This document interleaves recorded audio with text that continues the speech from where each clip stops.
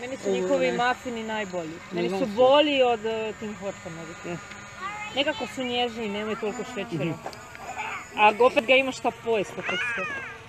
Bogat je okusom. Šta je ovo, blueberry? Ja, blueberry, a ja volim se karot. Ali nije bilo karot uopće. Karot je mrkvica. A nismo mi još nijednom kupili mafine. Dobar je muffin. Imaš ih, naš di je dobar. Imaš ih u... Tu se uz kafu meni sviđa. Kasno.